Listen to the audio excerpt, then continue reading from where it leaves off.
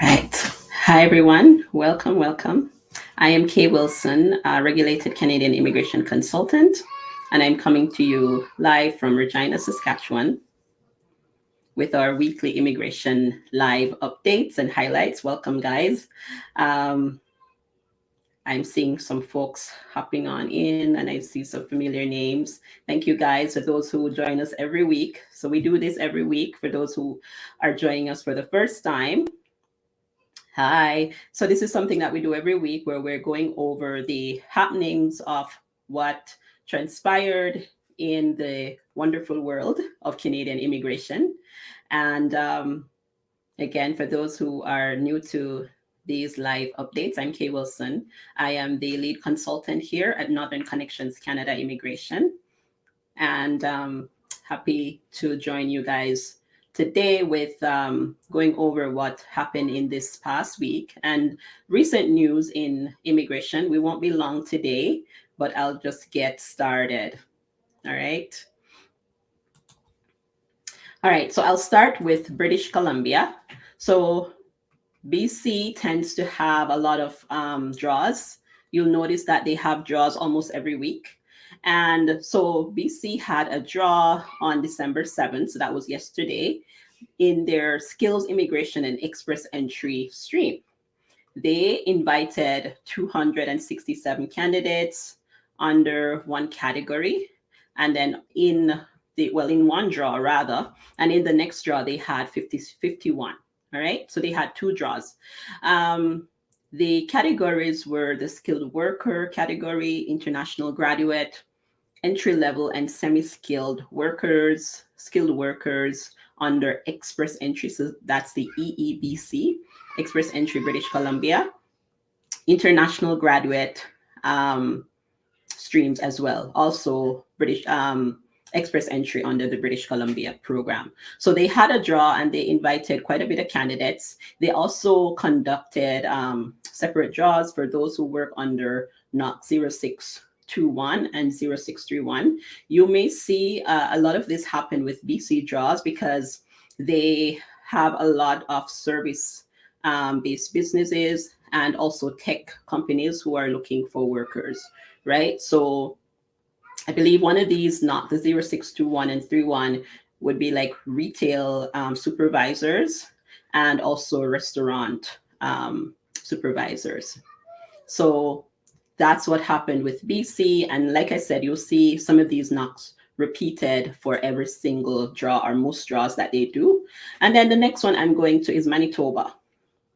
So Manitoba Provincial Nominee Program invited candidates under their PNP streams on December 2nd, and they invited a total of 438 candidates across different streams.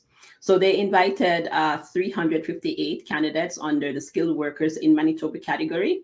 Then they had 51 from the skilled workers overseas. So that's for those who are outside of Canada. And then 29 from the international education stream.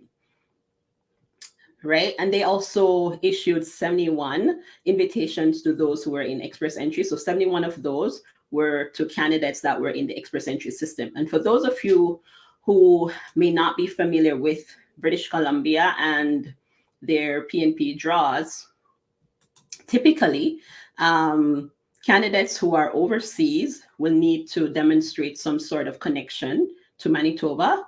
And this can be as a result of having a close relative who lives in Manitoba, so family ties in Manitoba, having previous work experience or studying in the province, or receiving an invitation from their strategic recruitment initiative. So they have these recruitment initiatives from time to time where they can actually directly select people through those initiatives, right?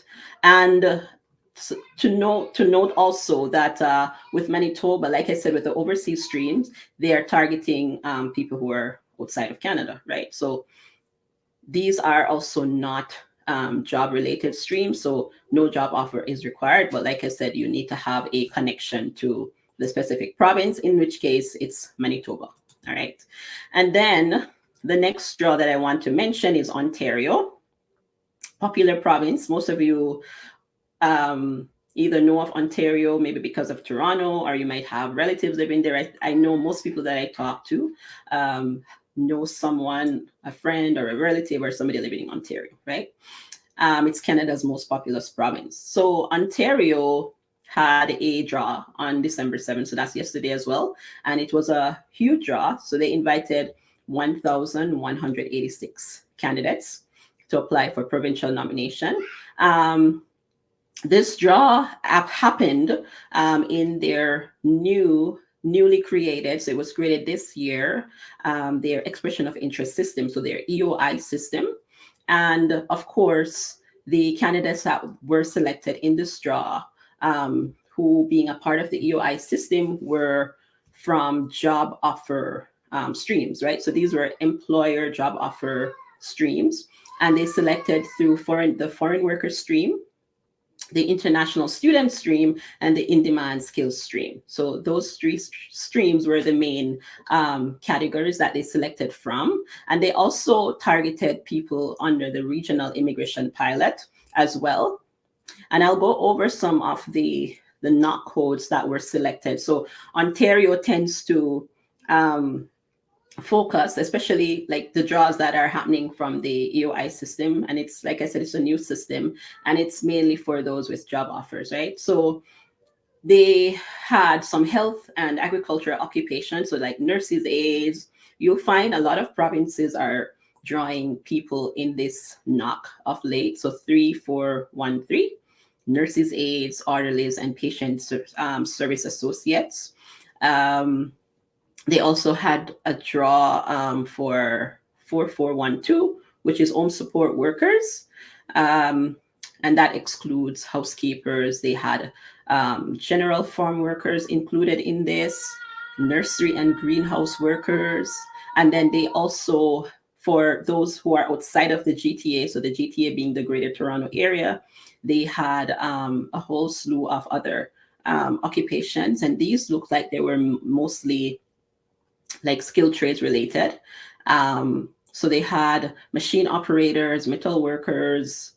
There was a long list of occupations that were selected. So you could take a look if you can find the information. I think we have it posted on our page as well, at the other occupations that were selected, and that would give you a good idea of who they're looking for too, as well in some of these draws. And the next one I want to touch on is a quick update. There is a program called the Economic Mobility Pathways Pilot. And this is a pilot that the government started as a means to help skilled refugees, right? So it's a pilot that recognizes talents and the skills of refugees who are coming to Canada and welcoming them through the existing economic immigration streams, right? So they welcome them through like the PNPs or the Atlantic Immigration Pilot or the Rural Northern Immigration Pilot. So they are now accepting applications under this stream. But like I said, it is targeting skilled workers who are refugees, right? So they're trying to create a pathway where they can apply for permanent residence. So that's a new initiative that's being done by the government of Canada. All right. And then the next one, the final one that I will mention right now, is the New Brunswick program, right? So New Brunswick has a virtual recruitment event that's happening right now. And what that means is, and we've shared this before, we've shared this with you guys before, and it's something that they tend to have from time to time, right? So they are kicking off their winter 2021 events, and they are looking for workers, right? And the aim of this recruitment initiative is to connect employers in New Brunswick with workers, right? And so what you guys can do if you are interested in being considered under this stream is to sign up, go on the website. We can post it for you guys, and you will have to sign up to be considered. Of course, they will ask you for certain documents, and this is why you have to be ready. Like I always, encourage everyone, don't just sit and wait for some miracle to happen. You have to take steps. You have to be actively pursuing that goal. So if that goal and that dream is to come to Canada, you need to know what are the requirements, right, as it relates to your specific situation. What are the requirements? What do you qualify for? And what do you need to get there, right? It's just like any other goal. You find out what is required and what are the steps that you need to take towards achieving that goal.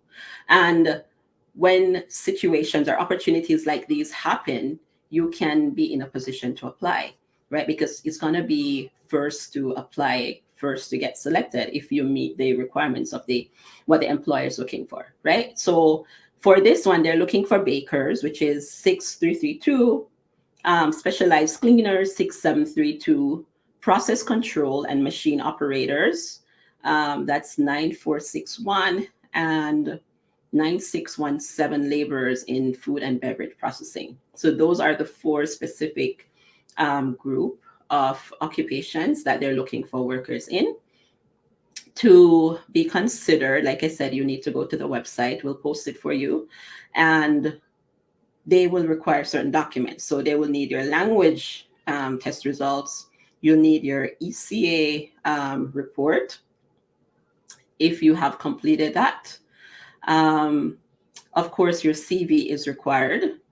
And if you have a spouse, they may ask for your spouse's CV as well, right? So, and again, so like the language results and the ECA report, it's required if you have completed them. If you have not completed them, you may still be able to apply, but generally, it's always good if you can have all of the documents that they're looking for.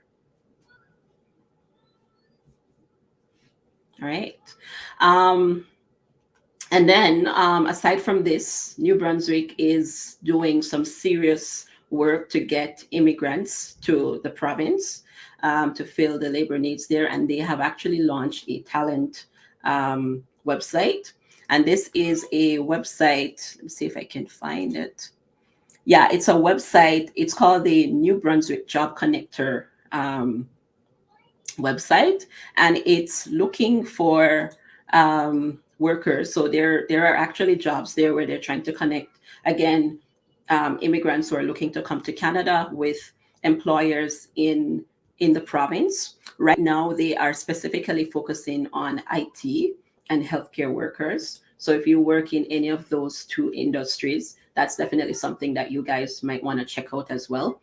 We will also post the details as well on our page so that you can check those out. All right.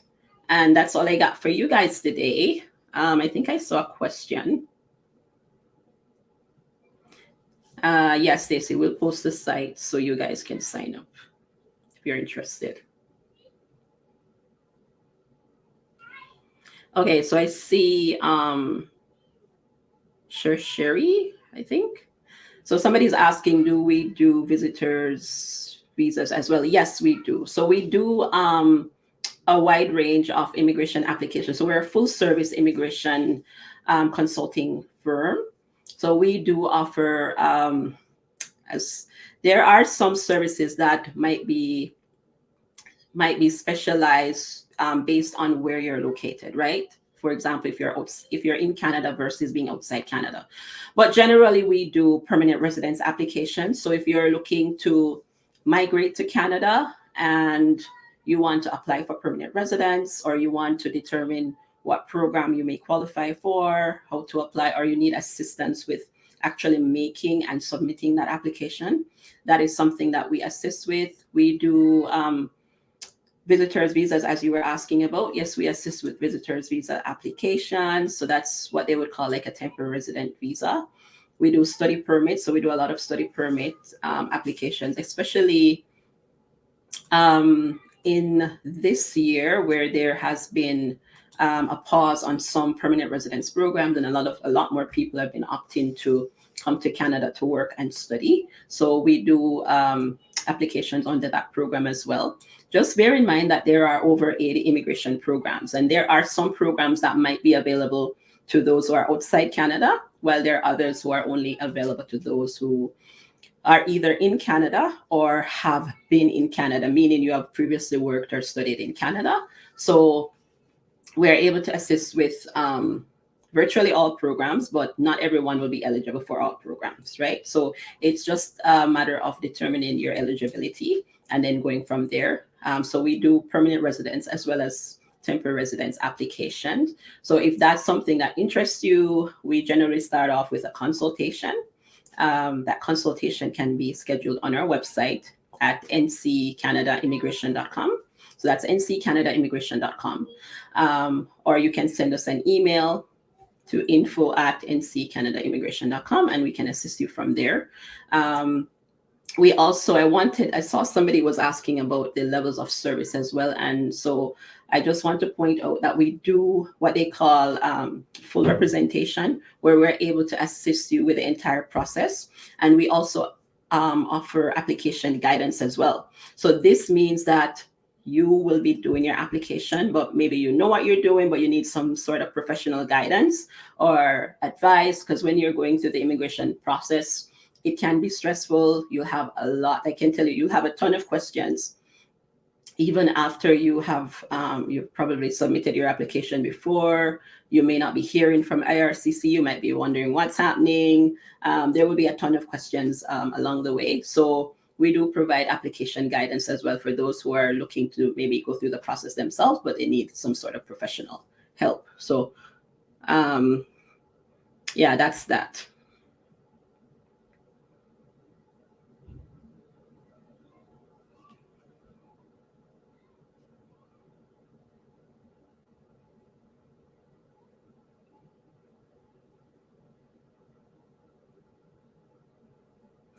Stacey, I'm not sure I follow your question. If I've noticed any change in the approval and or denial, not sure what you're asking there.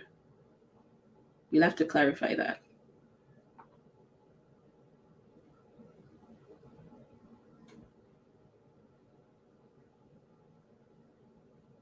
Any information on that province? Which province? I'm not sure which province that is, Raquel.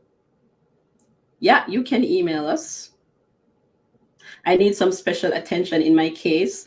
You can send us an email. We'll see if we can help you.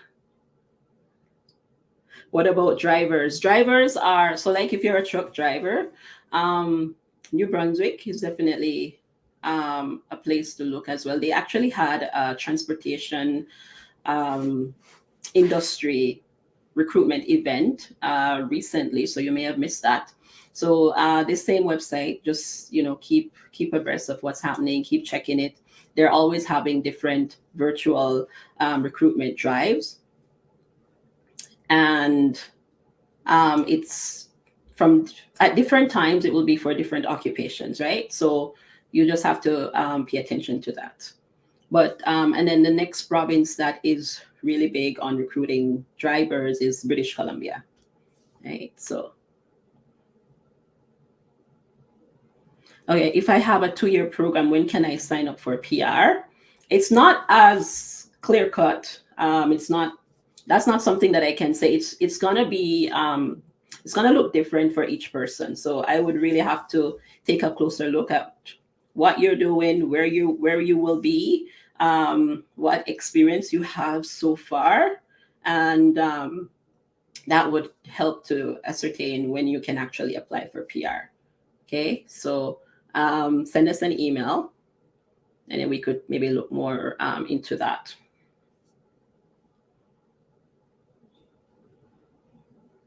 Okay, all right. I think I've gone through all the questions, guys.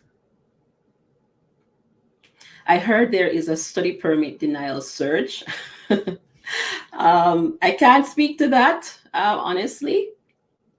We've done a ton load of study permits this year. We've done a lot. And I can tell you, we have only had one single refusal. And I won't disclose any details on that because, of course, it's privileged client information. But of all the applications that we have done all year, and we have done a lot. But on the flip side, I've also seen a lot of people who have come to us after getting their study permit refused. So I've actually seen a lot. I can tell you we're waiting on about, right now, we're waiting on over 20, okay, yeah. So we're waiting on over 20 case notes. And these are notes for persons who have come to us who have received visa refusal, so like a study permit refusal. And of course, generally, if there is a refusal, one of the first things that we'll have to do is to get your case notes from the visa office. So we'll have to request that, and then that will help to inform what we do going forward. So if you take that risk to, because a study permit is a very complex application, right? It's a very highly discretionary application. So a lot of care has to go into the preparation.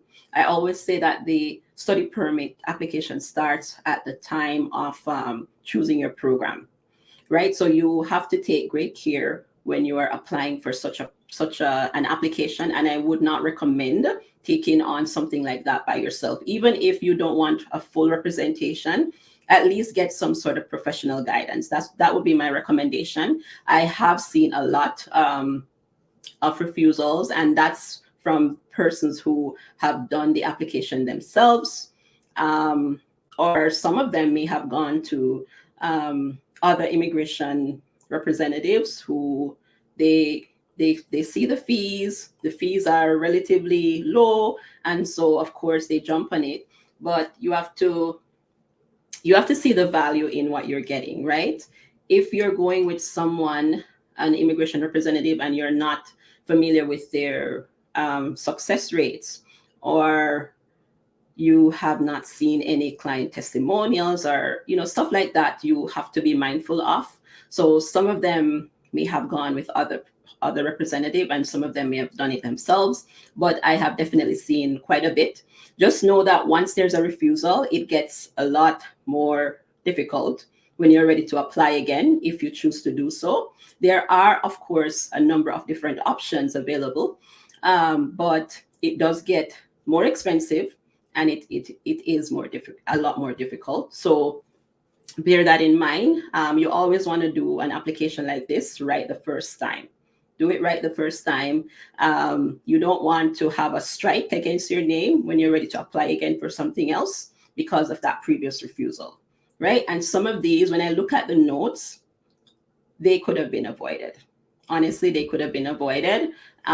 So that would be my advice to anyone that's looking to apply for a study permit, looking to come to Canada to study and work. Do get professional advice and guidance before taking that leap. All right. So it will only save you time and money. Believe me on that. All right, guys. I think that's all that I have time for today. And like I said, if any of you are in that situation, send us a DM. If I see the question was asked on Instagram, send us a DM or send us an email to info@nccanadaimmigration.com, and we'll see how best we can help you guys. Have a great rest of your week, and we'll catch you guys next week. Take care.